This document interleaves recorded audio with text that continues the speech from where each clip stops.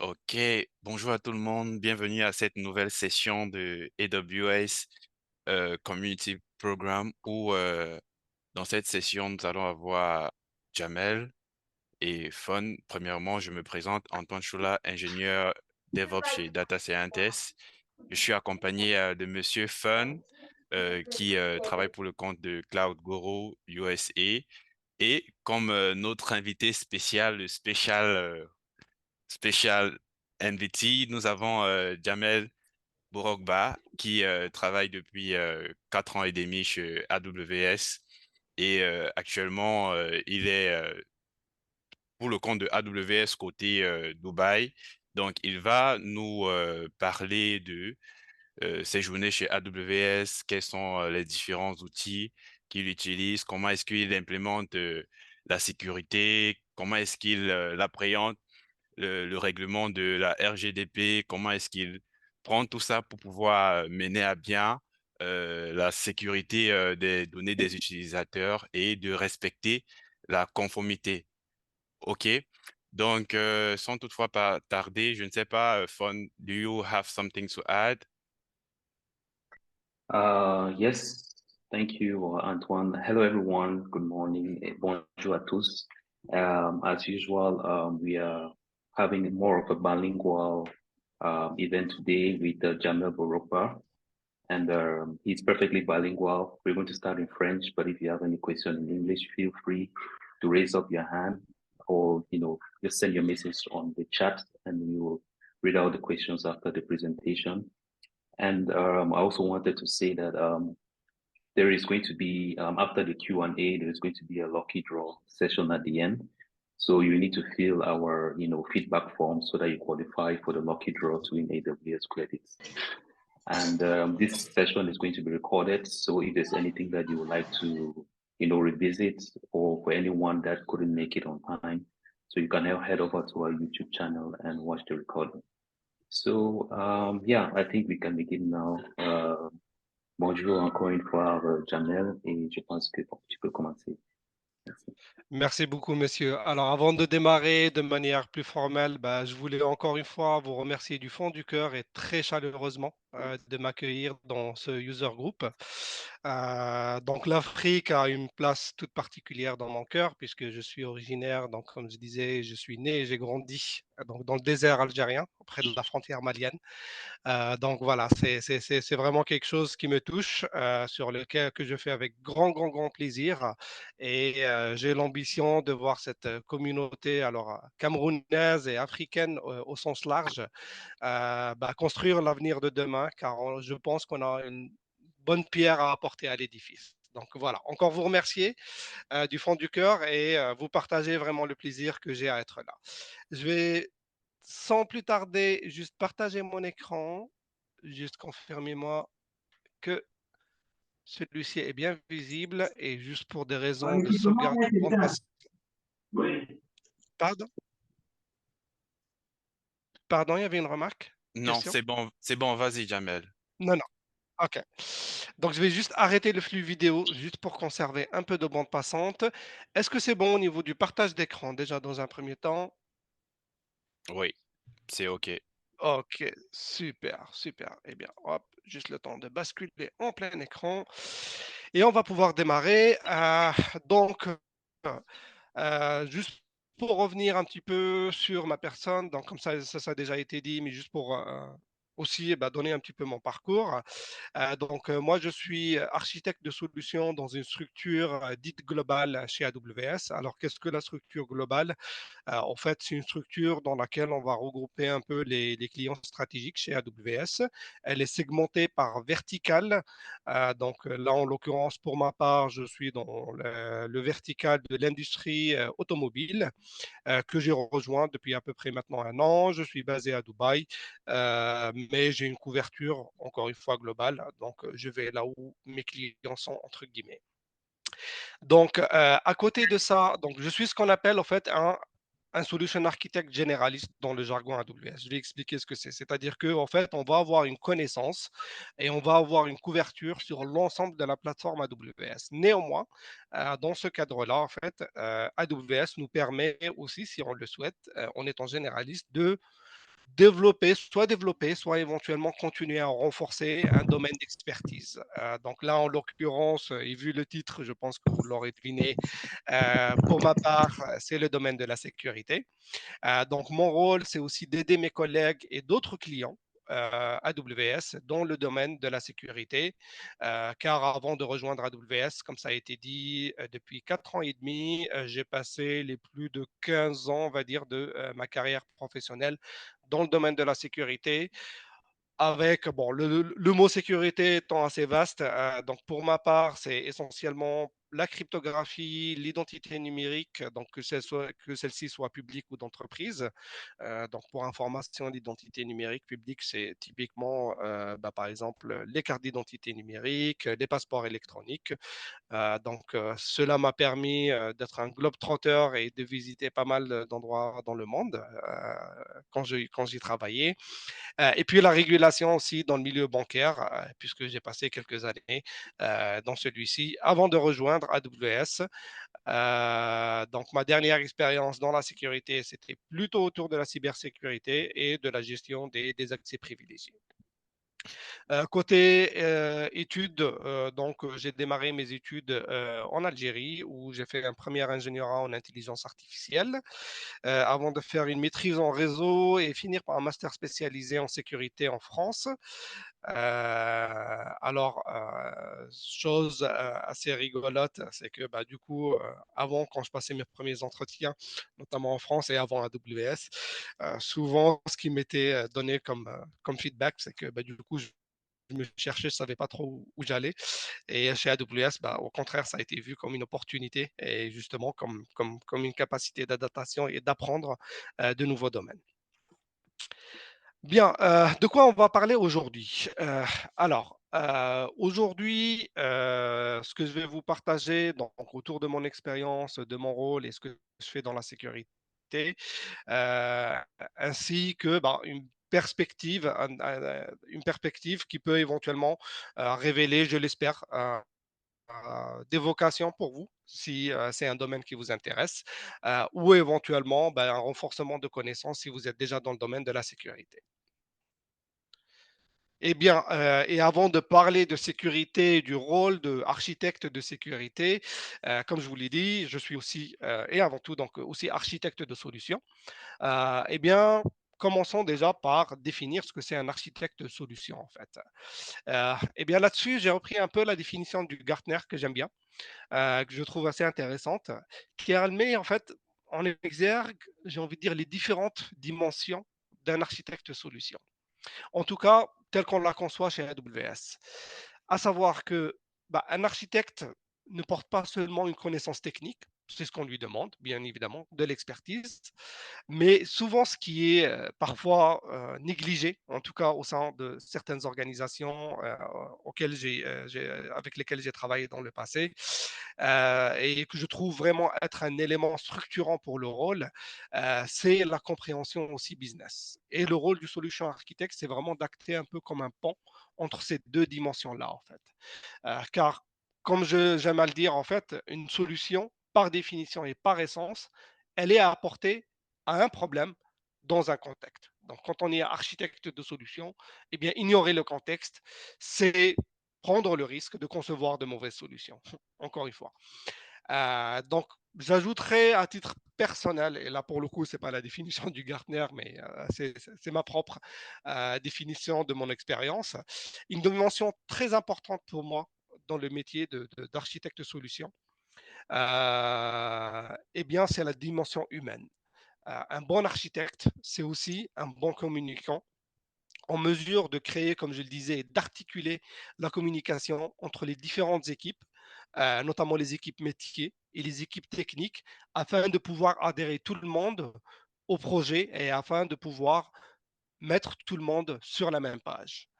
Donc, il a cette double casquette, ce double langage qui lui permet aussi bien donc, d'aller en profondeur dans les sujets techniques et dans les recommandations techniques, mais avec cette sensibilité ou avec cette compréhension d'un point de vue aussi business pour pouvoir faire en sorte que la solution technique, à tout moment, réponde bien aux prérogatives business. Car, in fine, quand on construit des solutions numériques, ou digitaux, digital, pardon, ce qu'on cherche à apporter, c'est de la valeur business, de la valeur métier. Alors, comment s'articule ce rôle particulièrement chez AWS? Bien, c'est un peu ce que je vous disais. Donc, on est vraiment là, moi, autant mon quotidien, j'ai envie de dire, autant qu'architecte de solutions chez AWS, c'est vraiment aider nos clients au quotidien pour créer des solutions qui délivrent de la valeur donc tangible avec des KPI, avec des chiffres, de la valeur business, de la valeur métier.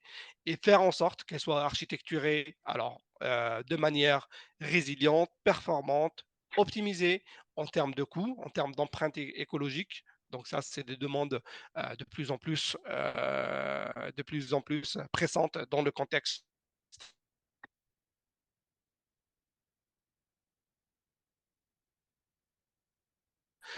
actuel. Et bien évidemment, alors encore une fois, tout ça est à mettre en exergue avec l'élément que j'ai mentionné, tout ça dans le contexte business qui est défini, bien évidemment.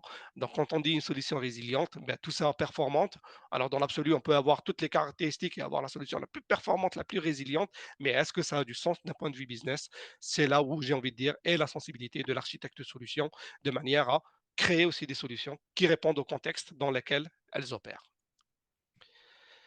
Tout ça demande beaucoup d'investissement, bien évidemment.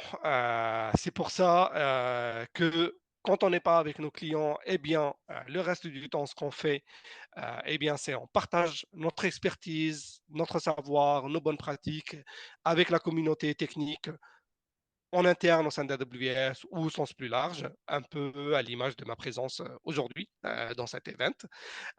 On le fait aussi à travers donc, des blog posts, des architectures par exemple de référence qu'on écrit et qu'on partage avec nos clients de manière à ce que bah, ils puissent réutiliser ce matériel-là et ne réinventent pas la roue.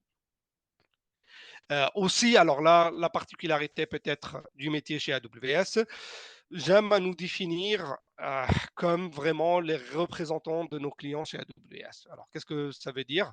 Ça veut dire que bah, globalement, on va être le porte-voix du client chez AWS. Pour donner un exemple concret, il peut s'agir par exemple de fonctionnalités manquantes dans un service AWS, ou parfois même utilisation, par exemple, particulière d'un service par un de nos clients. Donc, on assure un peu ce point-là, on assure un peu cette voix, cette advocacy de nos clients chez AWS, parce que bah, la philosophie à Amazon, c'est que bah, on est là pour le long terme et on essaie de construire cette relation avec nos clients pour le long terme. Et donc, du coup, le métier de solution architect est vraiment, j'ai envie de dire, un pivot, on va dire, dans l'organisation AWS pour justement créer cette relation long terme. Donc, moi, à titre personnel, généralement, j'aime à me définir, ou en tout cas, mon objectif avec mes clients, c'est vraiment d'être un membre virtuel de l'équipe, une extension de l'équipe de mon client. Cela veut dire, et on y revient à la fameuse dimension humaine, c'est beaucoup d'écoute, énormément d'écoute et énormément aussi d'empathie quand on travaille avec nos clients. Enfin, vous le voyez, je l'ai répété un peu 3 fois dans les différents points ou les différentes dimensions du solution architecture AWS. C'est learn, learn and learn. Donc c'est vraiment un élément important structurant du rôle de solution architect chez AWS. C'est vraiment cette perpétuelle curiosité. Et quand je dis perpétuelle curiosité, alors bien évidemment, elle est technique par la nature du rôle, mais encore une fois, pas que. Par exemple, à titre personnel, comme je vous l'ai dit pendant la présentation, j'ai rejoint la structure globale AWS dans l'industrie automobile il y a de cela à peu près un an. Eh bien, au moment de rejoindre cette structure-là, eh bien, mes connaissances dans l'industrie étaient équivalentes à zéro. C'est-à-dire, je n'avais aucune connaissance de l'industrie. Et c'est vraiment cet esprit de curiosité perpétuel qui m'anime et qui fait que bah, aujourd'hui, bah, j'en deviens un des experts, ou en tout cas un des porte-drapeaux chez AWS. C'est cette perpétuelle, encore une fois, curiosité et envie d'apprendre. Pareil, en fait, quand j'ai rejoint AWS, hein, on peut penser que voilà, j'avais déjà, entre guillemets, mon track record en termes de cloud et en termes de AWS. Eh bien, pas du tout. Comme je vous le disais, avant de rejoindre AWS, avant de rejoindre le monde du cloud, mon passif était essentiellement lié à la sécurité et mon domaine était essentiellement la sécurité. Et le monde du cloud était quelque chose de complètement nouveau pour moi. Donc, c'est vraiment cette capacité en fait d'apprendre. Et si je devais retenir, bon, il y en a beaucoup, hein, mais je devais retenir un point vraiment marquant de mon expérience chez AWS jusqu'à présent, je dirais, c'est vraiment cet apprentissage en continu et la confiance que ça a généré aussi dans ma capacité à apprendre. Bien, parlons un peu de sécurité maintenant. On y vient au sujet du jour. C'est tout de même l'objet de la session. Eh bien, encore une fois, on va commencer par une définition.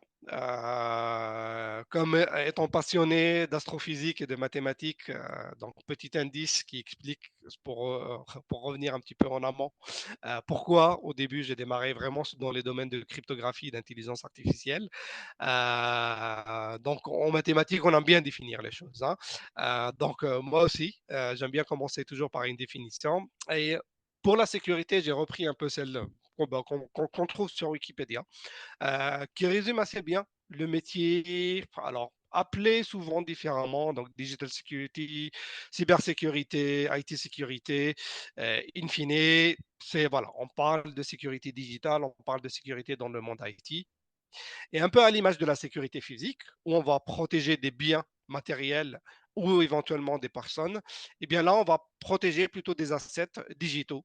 Cela va donc du serveur, donc là qui est plutôt physique, jusqu'au logiciel qui est complètement dématérialisé, et même éventuellement aux données qui sont manipulées dans les différents systèmes. Donc voilà sur quoi va porter, entre guillemets, le métier de sécurité dans le monde digital et dans le monde IT. Et en termes d'organisation, ce qu'on va souvent retrouver dans les grandes organisations, alors c'est un peu grosse maille, bien évidemment, mais juste pour donner aussi un peu une idée pour ceux qui découvrent le monde de la sécurité, comment c'est structuré souvent dans les grandes entreprises. On va trouver, on va dire, deux grandes familles de rôles ou de jobs ou de postes dans le milieu de la sécurité. On va avoir une famille plutôt opérationnelle. Donc ça va être les personnes qui vont vraiment mettre en œuvre, que ce soit les solutions de sécurité, que ce soit s'assurer au quotidien que la sécurité est bien mise en œuvre, que si on a des alertes, eh bien, on a bien quelqu'un qui va aller regarder et traiter ces alertes de sécurité, et que bah, la politique de sécurité de l'entreprise, eh bien, elle va être mise en œuvre au travers de cette sécurité opérationnelle. On va avoir une deuxième famille, plus orientée gouvernance, et qui va, elle, justement, être en charge de créer en amont ou de définir en amont cette politique de sécurité. Bien évidemment, il s'assure aussi de sa mise en œuvre par le déploiement de solutions de sécurité, mais aussi énormément. Et ça, bah, typiquement, pour avoir travaillé dans le passé étroitement avec des équipes CISO, je peux vous assurer que une bonne partie de mon temps était passé, et c'est là peut-être aussi un volet très important dans le métier de la sécurité, c'est aussi la formation et la sensibilisation des équipes au sujet de la sécurité. Une très bonne sécurité est une sécurité qui est distribuée et une prise de conscience collective, car encore une fois, on peut mitiger beaucoup de risques extérieurs, mais néanmoins, le plus gros des risques est celui souvent qui est à l'origine bah, de grands événements de sécurité. Il peut aussi être éventuellement interne.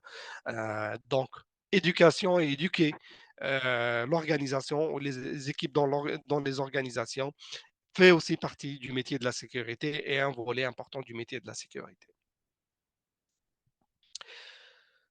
Alors, comment on définit cette politique de sécurité? D'où on part? Où est-ce qu'on atterrit? Comment ça se passe? Alors, une fois que j'ai dit politique de sécurité, bien évidemment, c'est un domaine extrêmement vaste, mais néanmoins, toute organisation va généralement s'appuyer sur, alors, soit des standards de sécurité communément agréés, on va dire, et répandus au sein de la communauté. Alors, des exemples, vous avez par exemple SOC, vous avez par exemple les CIH Benchmark, vous avez par exemple les standards ISO 27000 qui vont définir, et les standards NIST qui vont donc définir des bonnes pratiques, des règles générales euh, pour l'implémentation ou pour la mise en pratique de la sécurité. Exemple concret, bah, on va vous dire bah, typiquement si vous avez des accès privilégiés, par exemple, bah, assurez-vous que seules les personnes autorisées aient accès à ces accès privilégiés. Assurez-vous qu'une fois que la personne ne soit plus en mission, par exemple, de bien révoquer ces accès privilégiés une fois que la personne ne fait plus partie de l'organisation ou une fois que la personne n'a plus ses besoins d'accéder. Donc c'est du bon sens, mais néanmoins, voilà, ça vient un peu de la connaissance de la communauté globale, la communauté de sécurité globale qui a été compilé à travers ces standards, à travers ces différentes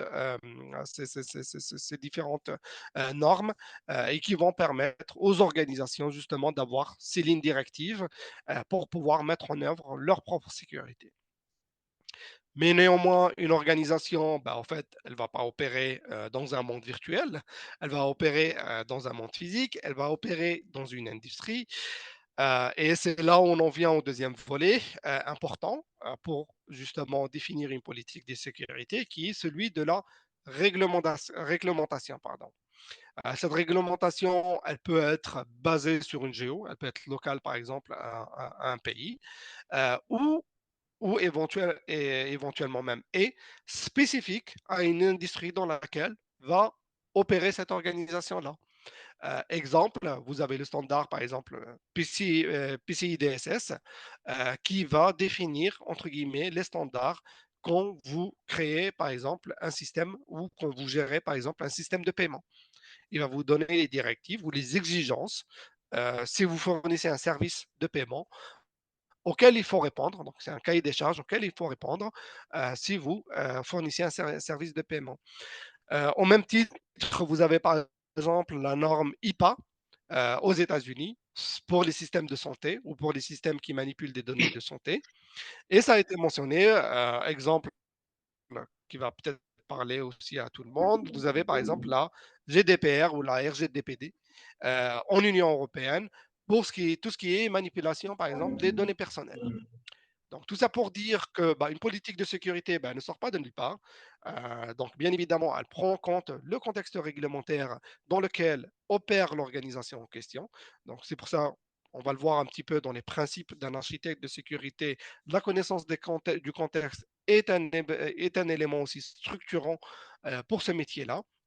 Et néanmoins, bah, on a une base, on a une connaissance. Donc, la communauté de sécurité s'est structurée il y a de cela un peu plus de 10 ans de manière vraiment très effective pour justement compiler ce savoir, définir, entre guillemets, ces règles et définir, entre guillemets, ces exigences. Et puis après, vous avez une réglementation qui est vraiment spécifique au pays. Donc, on en a en France, on en a au Canada, on en a en Allemagne, pour vraiment définir on va dire, le cadre sécurité du pays en question. On parle de sécurité depuis tout à l'heure et comme je le mentionnais, la sécurité est un mot vraiment très vaste parce qu'en fait, il va recouper plusieurs domaines. Donc, bon, ne prenez pas ça pour, entre guillemets, figé, pour quelque chose de figé dans le marbre, mais généralement, de mon expérience, on va avoir à peu près 6 grands domaines quand on va parler de la sécurité. On va avoir tout ce qui est relatif à la gestion de l'identité et à la gestion de l'accès. Donc, il faut bien distinguer les deux. Donc, dans la gestion de l'identité des accès, on a le volet identité, identification, donc qui, et on a le volet autorisation pour faire quoi. Donc, si je fais une analogie, vous allez visiter un musée, ben, admettons le musée du Louvre, votre billet, c'est c'est votre identité, donc c'est ce qui vous permet, donc on certifie, c'est Jamel Bourokba. Dans mon billet, bah, par exemple, j'ai acheté l'accès à l'exposition de Toutankhamon au sein du musée du Louvre. Donc ça va être mon autorisation. Donc, dans le musée du Louvre, je vais potentiellement accéder uniquement à ce volet-là, pas forcément au reste. Donc, On a la partie identité et on a la partie gestion des accès, dans laquelle on va trouver aussi la gestion des accès privilégiés. Mais voilà, on a tout un volet autour de la gestion de l'identité, comment je provisionne l'identité, comment je décommissionne l'identité, comment je grante les accès, comment je les révoque à travers le temps, qui va constituer un élément important. Et j'ai commencé par celui-ci car il est extrêmement structurant, même pour le reste en fait. Sans identité, sans autorisation, bah, tout le reste est quasiment désuet en fait, hein. Donc c'est vraiment le premier volet, d'attention, on va dire, quand on va parler, de sécurité. À côté de ça, vous allez avoir le domaine de la sécurité applicative, communément appelé dans l'industrie AppSec, dans lequel, bah, en fait, on va définir, par exemple, les bonnes pratiques, ou j'aime pas trop le terme bonne pratique dans la sécurité, je préfère plutôt parler de pratiques courantes, parce que celles-ci sont amenées à évoluer dans le temps. Mais on va définir les pratiques courantes pour les équipes pour sécuriser le cycle de vie, de développement de leurs applications. Typiquement, cela va bah, par la définition, par exemple, ou l'établissement, par exemple, au début d'un threat model, quand on construit une application. Donc, qu'est-ce qu'un threat model ou modèle de menace?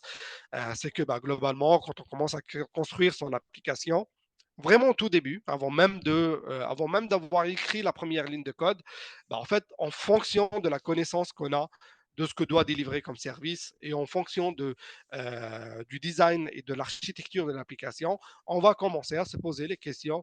OK, quelles sont les vulnérabilités, quelles sont les surfaces, quels sont les vecteurs d'attaque possibles au sein de mon application?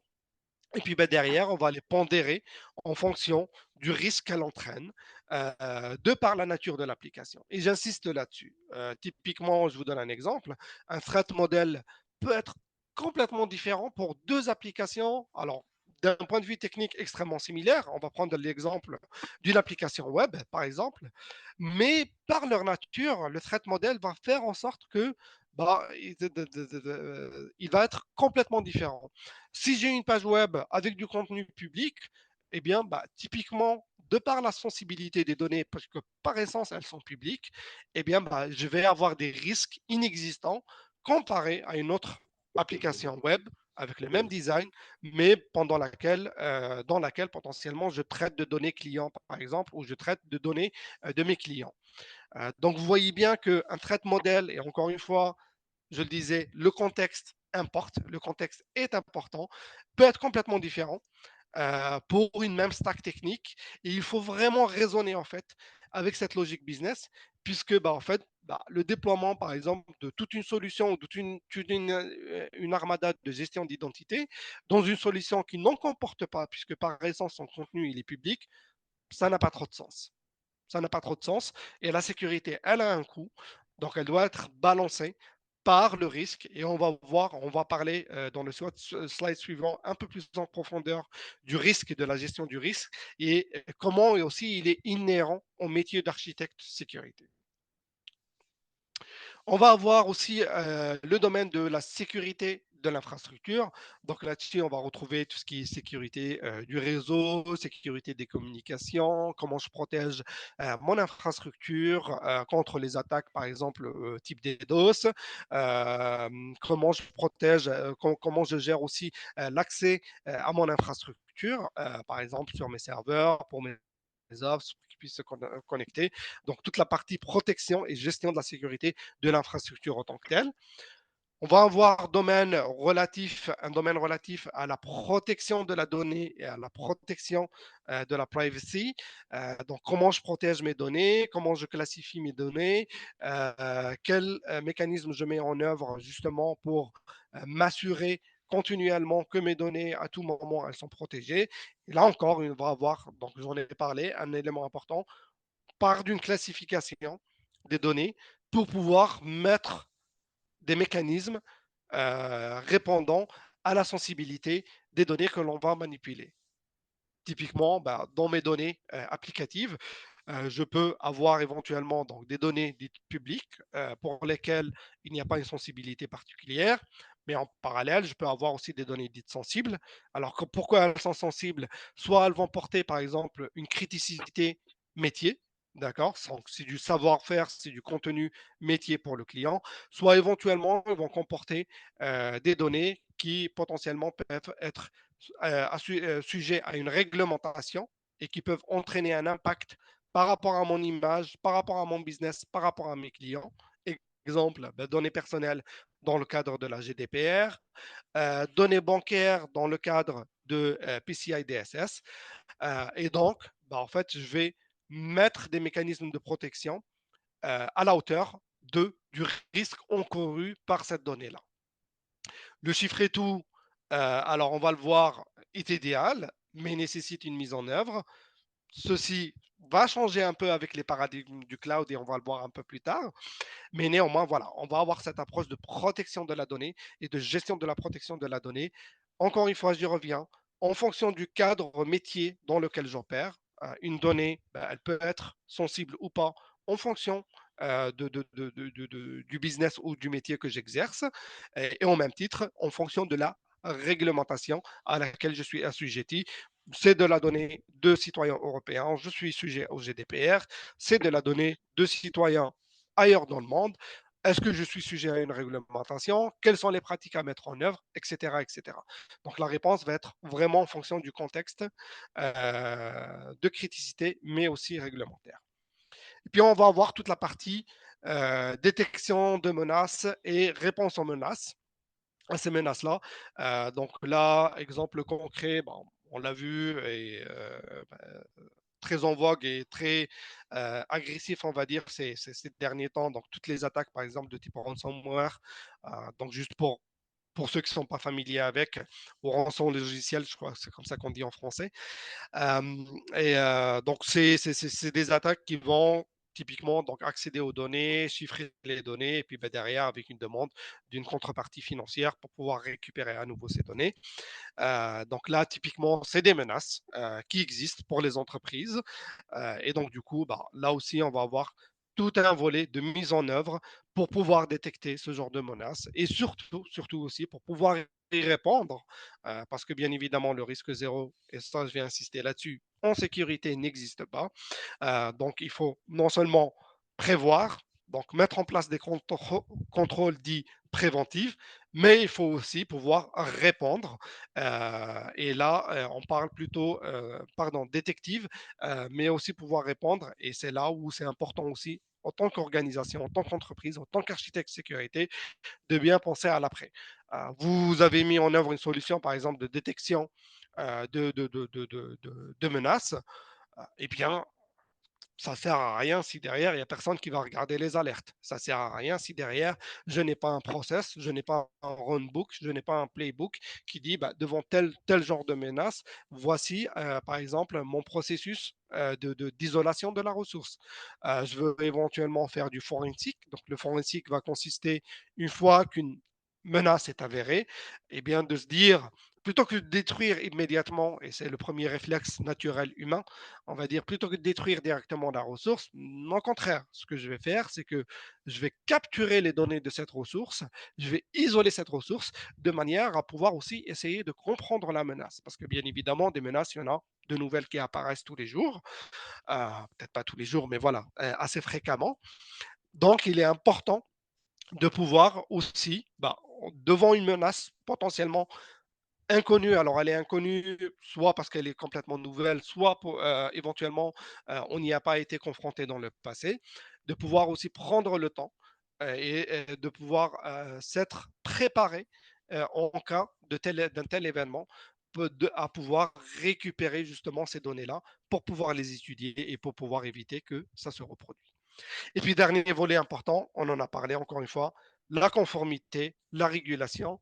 Alors, en fonction aussi, là encore, hein, du domaine dans lequel va opérer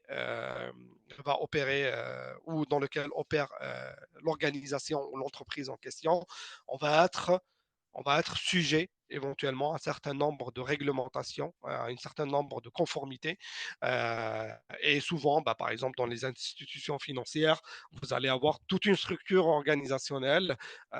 C'est généralement au sein du CRO, donc le Chief Risk Officer, que ça va être géré pour en permanence pouvoir justement s'assurer de la conformité et à la réglementation dans ces industries sensibles. Le parallèle pour l'industrie automobile, comme vous en doutez, et pour vous donner un exemple concret aussi de mon quotidien, vous savez que de plus en plus, on est en train de développer les véhicules autonomes.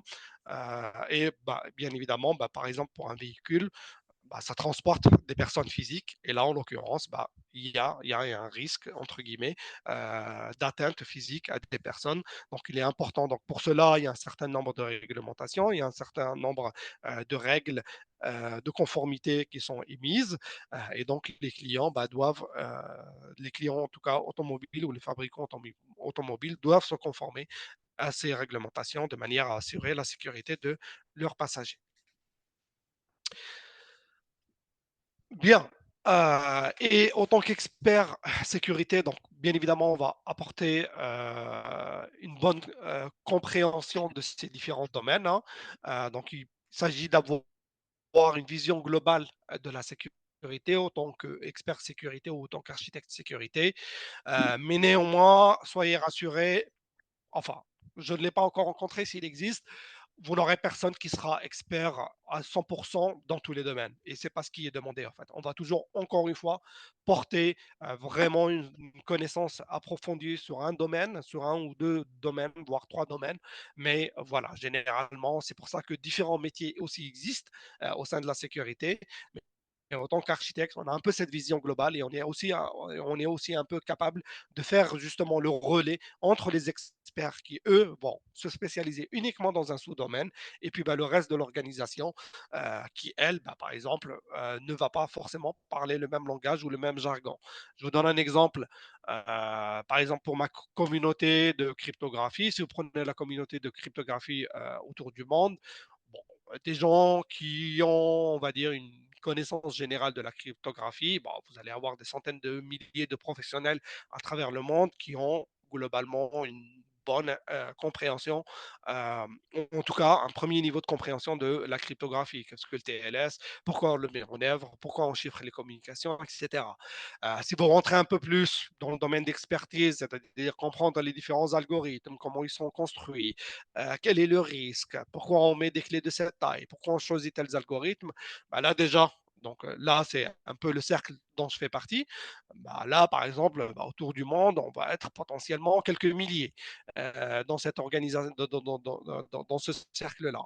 Si vous rentrez encore plus dans le domaine de l'expertise, et là je parle vraiment des experts crypto, donc ceux qui font des travaux de recherche sur les nouveaux algorithmes, ceux qui font des travaux de recherche sur aussi voir s'il y a des nouvelles vulnérabilités qui peuvent apparaître au niveau de ces algorithmes. Eh bien là, honnêtement, vous les comptez en moins d'une centaine à travers le monde, hein. Donc c'est tout à fait normal. Plus on se spécialise, plus on devient expert, plus la communauté est réduite. Et en tant qu'architecte, bon, on ne vous demande pas de l'expertise sur tout, mais néanmoins voilà, d'avoir une bonne compréhension de l'ensemble. Alors, c'est quoi les principes généraux? On a vu un peu les principes généraux de l'architecte solution. Et là, je vais vraiment faire un focus sur la partie sécurité et sur l'architecte sécurité. Eh bien, la première des choses, j'en ai parlé, je suis désolé, je le rabâche, mais c'est vraiment important, c'est vraiment structurant pour un architecte sécurité, la compréhension du contexte dans lequel il est en train d'opérer. On en a parlé tout à l'heure. Il y a des standards, il y a des cadres réglementaires, il y a un business, il y a une industrie dans laquelle on va opérer. Et donc, à l'image de l'architecte de solution, l'architecte de sécurité, lui doit avoir à tout moment une bonne compréhension du contexte dans lequel il opère. Ces recommandations ne seront pertinentes que dans ce cadre-là et qu'avec la compréhension de ce cadre-là. Donc, comprendre le métier de son entreprise, évaluer son appétit du risque, est un élément vraiment, sont des éléments vraiment structurants pour pouvoir donner les bonnes directions qui sont en adéquation avec l'organisation dans laquelle on va travailler. D'accord? Le deuxième principe, pour moi, pour un architecte sécurité, c'est vraiment la transparence.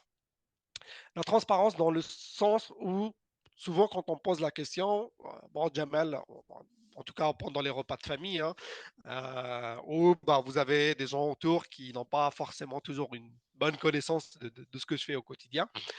Et quand on pose la question, souvent ce que je dis, bah, en fait, mon rôle d'expert de sécurité, en fait, auprès de nos clients, c'est vraiment en fait leur permettre de prendre des décisions informées.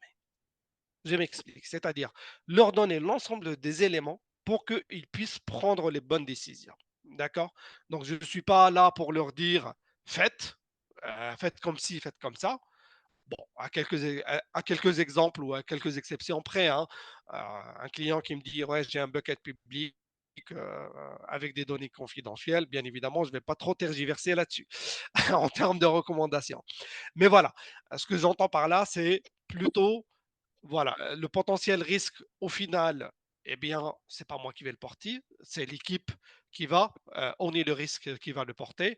Donc mon rôle, c'est vraiment leur donner l'ensemble des informations, sur, bah, potentiellement si on parle d'AWS, comment chiffrer la donnée, c'est quoi les mécanismes à mettre en œuvre, comment on protège la donnée, comment, on gère les accès, c'est quoi nos engagements, qu'ils soient contractuels, ou qu'ils soient d'un point de vue sécurité, comment nous, on opère la sécurité chez AWS, encore une fois, pour qu'ils puissent prendre des informations, des décisions, pardon, qui soient le plus informées possible. Enfin, troisième principe, et vous l'avez compris, toute la sécurité, et j'insiste là-dessus, toute approche de la sécurité s'appréhende toujours en termes de risque, d'accord? Ça, c'est un élément sur lequel j'insiste. Parce que je vois beaucoup d'organisations, alors, soit au final échouer parce que bah, du coup, ils veulent mettre en œuvre bah, tous les éléments de sécurité, mais ils n'y arrivent pas, sont vite noyés, ou bien ça devient une tâche trop complexe et puis du coup, ils laissent complètement tomber et au final, bah, c'est pas mieux non plus parce que bah, du coup, ils n'ont pas de sécurité tout court. Donc, il y a un principe général dans la sécurité, et ça, bah, j'espère que vous l'entendrez dans la bouche de tout expert de sécurité, le risque zéro n'existe pas. C'est comme ça qu'on appréhende la sécurité. Le risque zéro n'existe pas. Une fois qu'on a dit ça, eh bien, comment on va opérer? Eh bien, on va opérer en fonction du risque. Et le risque, il va avoir deux dimensions. Une probabilité de se produire et un impact. D'accord? Je donne un exemple. Je sais pas, un raz-de-marée au large des côtes algériennes. Bon, l'impact est important, est énorme. Bah, potentiellement, je peux avoir toute la ville où j'ai toutes mes structures qui est submergée. Le risque que ça se produise, il est quand même très, très, très minime. Donc, est-ce que j'ai intérêt d'essayer de planifier ce risque-là? Bah, pas vraiment. J'ai une probabilité qui est proche de zéro, même si l'impact est très, très, très, très élevé. Eh bien, vu que j'ai une probabilité proche de zéro, eh bien, bah, potentiellement, c'est pas vraiment quelque chose que je vais adresser. Donc, vous voyez bien, il y a tout un raisonnement, d'accord? Il y a tout un raisonnement par rapport justement à l'évaluation de ce risque-là, la documentation de ce risque-là. Et bien évidemment, ce n'est pas quelque chose qui est figé dans le temps. Alors, c'était vrai il y a 10 ans, c'est d'autant plus vrai aujourd'hui. Parce qu'on le voit bien, en fait, on est dans un monde qui change, on est dans un monde qui évolue. Et donc, du coup, la nature de ce risque-là, elle aussi, elle change à travers le temps et elle évolue à travers le temps. D'accord? Je vais reprendre mon exemple de raz-de-marée. J'ai dit probabilité que ça se passe zéro. Bah, demain, je ne sais pas, peut-être avec le réchauffement climatique, d'ici 30, d'ici 50 ans, bah, on dira complètement l'inverse. On dira bah, les raz-de-marée font ravage au nord de l'Algérie. Donc, vous voyez bien ce que j'essaie d'illustrer à travers cet exemple-là, c'est que c'est quelque chose de vivant. C'est quelque chose de vivant à travers le temps. Et du coup, justement, une politique de risque ou une documentation du risque, c'est quelque chose qui vit à travers le temps. Donc, alors, ce risque-là, donc on va l'évaluer, encore une fois à travers ces dimensions-là. Moi, j'ajouterais peut-être aussi une troisième dimension, un troisième facteur justement à l'évaluation de ce risque. C'est aussi l'appétit du risque de l'organisation de l'entreprise. Ce que j'entends par là, bah, encore une fois, je reviens au milieu bancaire. Donc, j'ai travaillé dans deux structures complètement différentes. Ce que j'avais noté, c'est que l'appétit du risque était aussi différent. Alors, ce que j'entends par appétit du risque, vous allez avoir une organisation. Alors, pour prendre aussi un exemple différent, bah, une start-up, une grosse structure. le rapidité du risque il peut éventuellement être un peu différent. C'est-à-dire qu'on est une startup, on va démarrer, eh bien on va avoir tendance à vouloir prendre plus de risques par rapport à une grosse structure établie qui a déjà une image de marque et pour laquelle éventuellement l'impact peut être plus important. Donc voilà, généralement, il y a deux dimensions qui sont établies, ça c'est dans le langage courant. Mais moi, j'aime ajouter un petit peu cette troisième dimension-là, car elle peut être aussi structurante dans la manière où vous allez, avec laquelle vous allez appréhender ce risque-là. Alors justement, comment on appréhende le risque? Comment on gère le risque? Eh bien, un risque, ce qu'on peut faire, déjà toujours le documenter. Même si on n'en fait rien, on le documente. D'accord? Ça, c'est quelque chose de très important. Et donc, en fonction des différentes dimensions que j'ai mentionnées au préalable, on va choisir soit éventuellement de prendre le risque. Ça veut dire quoi prendre le risque? C'est-à-dire que, je dis, le risque, il est existant, je le connais, je connais l'impact, eh bien, je ne vais rien faire. Je prends ce risque-là. C'est important de documenter la décision, mais une organisation peut très bien dire ou choisir éventuellement de, de prendre un risque et donc comment on dit en anglais, acknowledge the risk. Donc on va dire, en fait, le risque, je vais le prendre, je vais rien faire pour éventuellement le mitiger. C'est une décision qui doit être documentée et qui peut avoir parfois des justifications métier ou business parfaitement compréhensibles. Donc c'est une manière de l'appréhender. On peut éventuellement, donc on peut donc prendre le risque, analyse the risk. On peut éventuellement, mais c'est important de le documenter, on peut éventuellement aussi mitiger le risque. Ça veut dire quoi? C'est-à-dire qu'on va mettre en place des contrôles. Donc là, je ne change rien à l'impact du risque ou à la nature du risque. Mais néanmoins, je vais mettre en place des contrôles qui vont me permettre justement de réduire la probabilité que ce risque se produise. Attaque des DOS, mon service est indisponible, eh bien, je vais mettre en place peut-être des services qui vont permettre de mitiger ou de réduire l'impact en cas si jamais je suis sujet à une attaque DDoS. Donc, les contrôles sont là pour soit réduire la probabilité, soit éventuellement réduire l'impact du risque une fois qu'il s'est produit. Euh, et puis, troisième volet, éventuellement pour appréhender le risque, euh, c'est justement de dire éventuellement, je vais transférer le risque. Alors, ça veut dire quoi transférer le risque? C'est de dire, bon, OK, ce risque-là, je ne vais pas le gérer, je vais faire appel à un tiers qui est potentiellement spécialisé et qui veut, lui, gérer ce risque-là pour moi. Donc, ça peut être aussi éventuellement le cas. Et puis, dernier mécanisme, c'est de dire, en fait, je supprime le risque. Je supprime le risque. Je reprends mon exemple de mon déploiement de mon application web.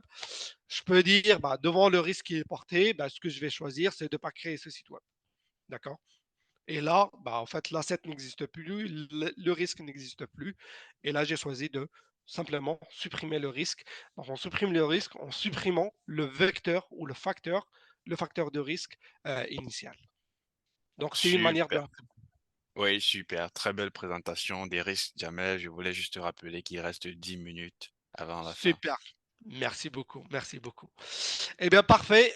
Donc, on va parler du dernier volet qui est celui aussi de l'enablement. Donc, un volet important. On revient à la dimension humaine de l'architecte de sécurité. Vraiment, cette dimension humaine dans le sens, en fait, on a souvent l'image de la sécurité des gens un peu perchés dans leur tour d'ivoire qui disent oui, non, en gros, pour caricaturer.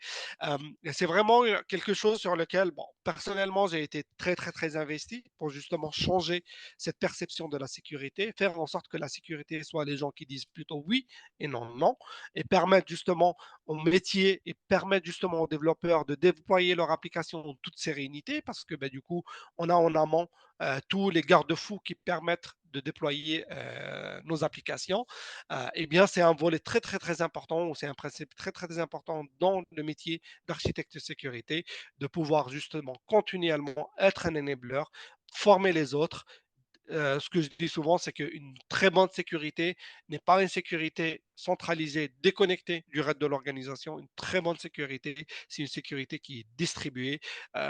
Si on parle, bah, par exemple, de plus en plus maintenant, on parle de pratiques DevSecOps et j'avais justement euh, fait une session là-dessus dans un des user groups précédemment. Eh bien, le DevSecOps, c'est exactement ça. C'est la distribution de la sécurité. C'est vraiment la distribution de la sécurité dans les différentes équipes de manière à pouvoir à faire ce qu'on appelle du security by design. C'est-à-dire, on ne pense pas à la sécurité après, on pense à la sécurité avant, pendant et après.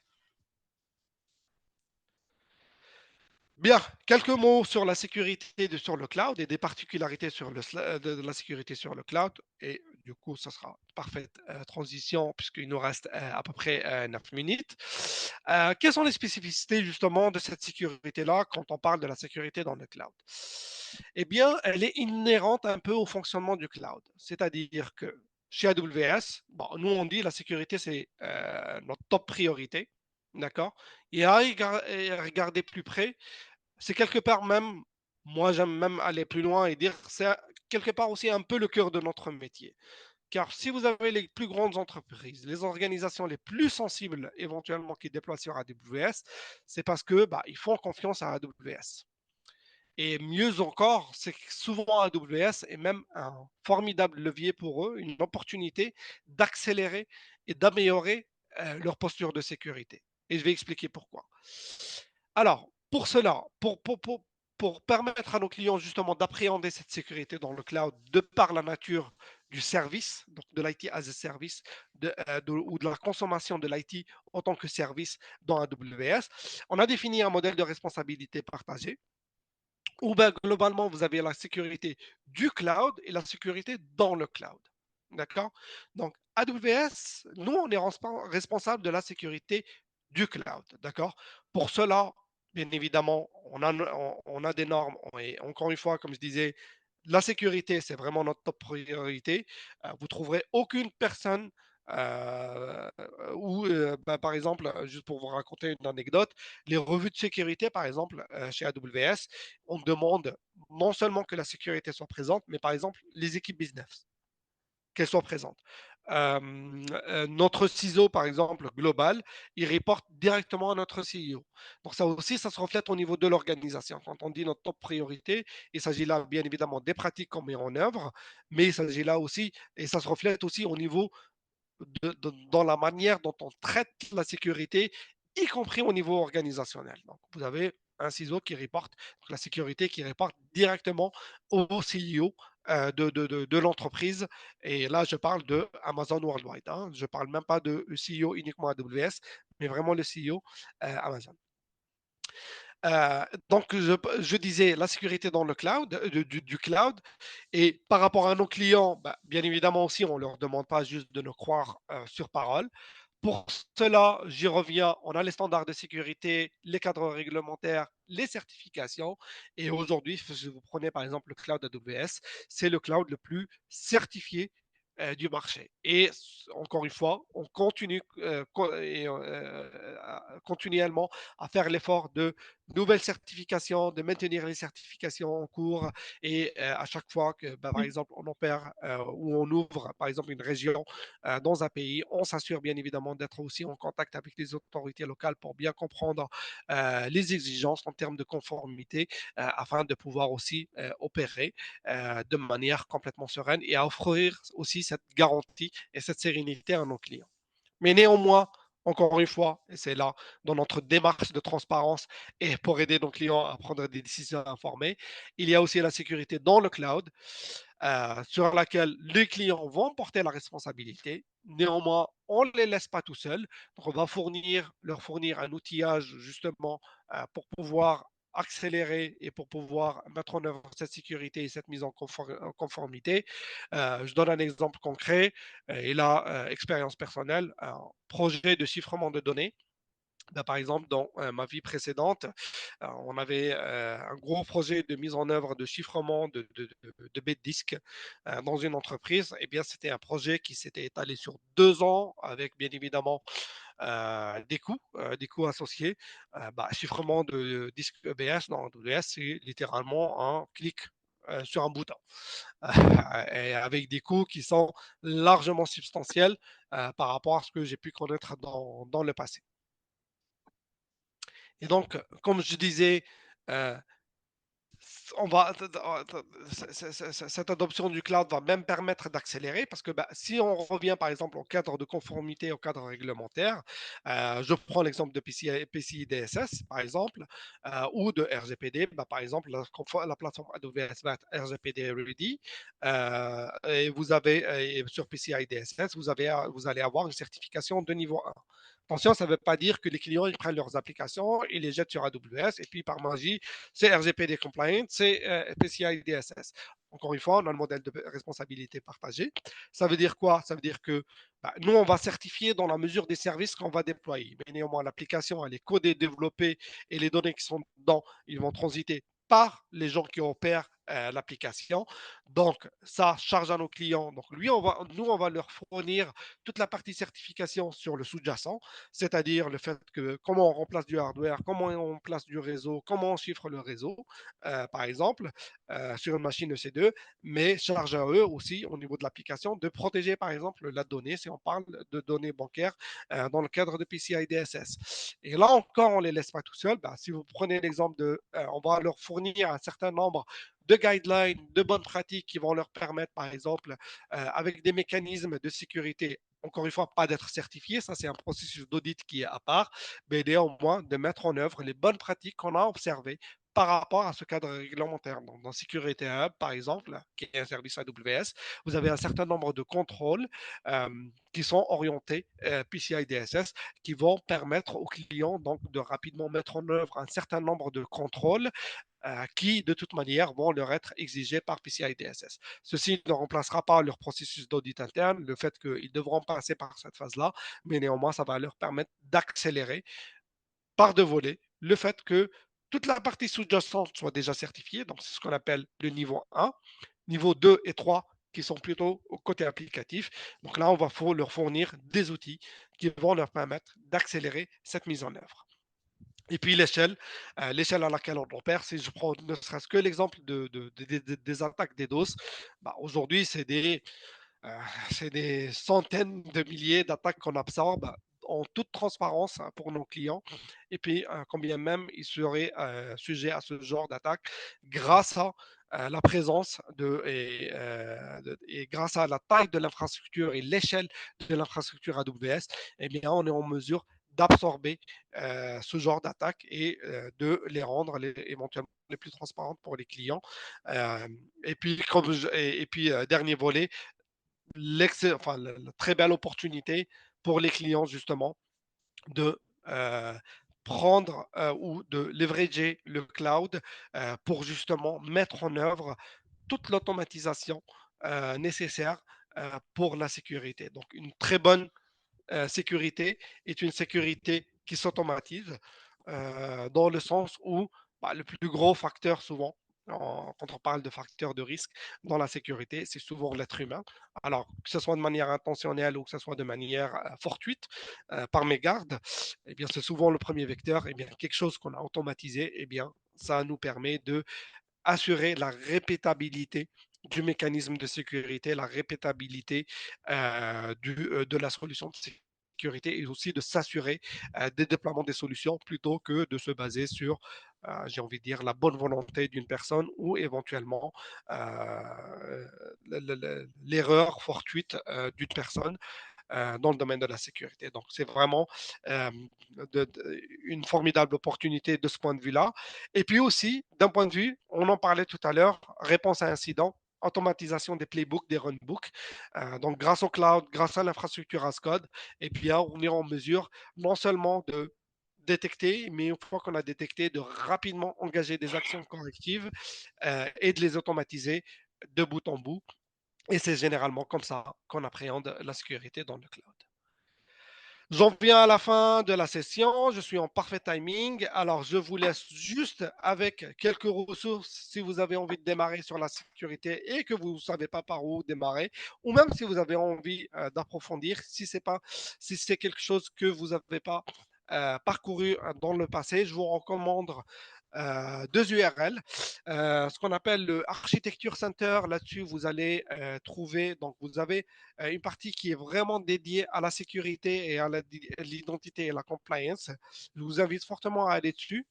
Vous inquiétez pas, les liens, vous les aurez. Je partagerai la présentation à la fin avec nos hosts, qui, je pense, vous la partageront si je ne dis pas de bêtises. Les présentations seront partagées à la fin.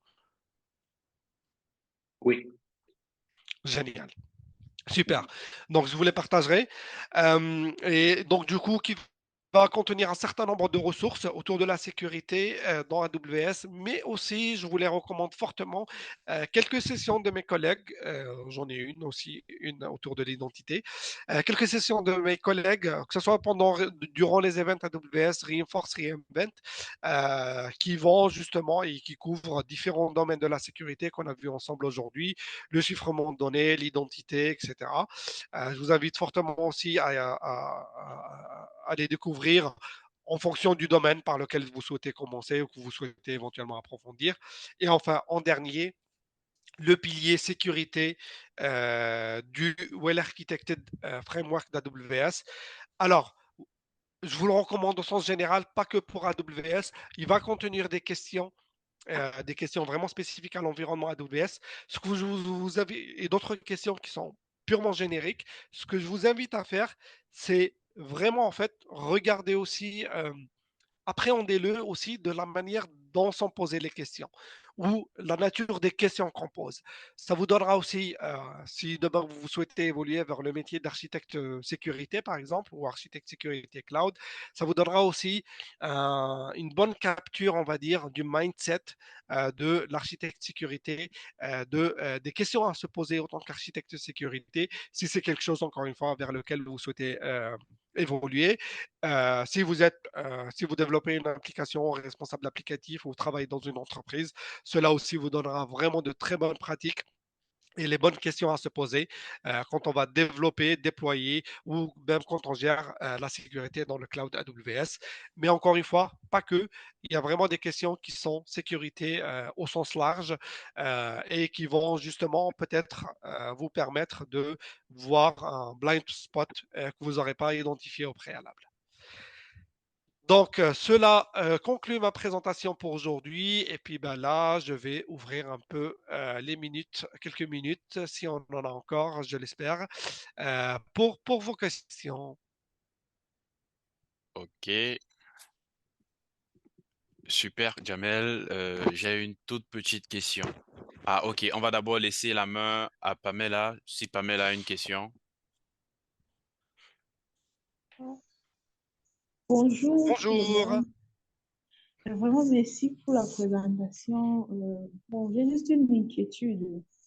Déjà, j'ai vraiment été touchée par votre présentation parce que vous avez dit que vous êtes entré dans AWS sans avoir forcément un background sur AWS et aujourd'hui, vous êtes quand même une référence et tout ça, merci. Alors, ma question, c'est un peu une question pour tous les néophytes, de tous ceux qui sont dans les lieux ruraux, parce que moi, je suis en zone rurale. Et ma question, c'est de savoir si un jeune aujourd'hui qui vient d'entrer à l'école, il n'a pas l'expérience que vous avez, 15 ans d'expérience, qui veut commencer, il veut devenir software architecte, AWS software architecte, où est-ce qu'il devrait commencer? Je peux dire les bases qu'on peut lui donner comme ça, pour qu'il se mette en confiance, pour ne pas dire, oh, c'est trop dur, c'est trop compliqué. S'il vous plaît, merci. Je vous en prie, je vais juste me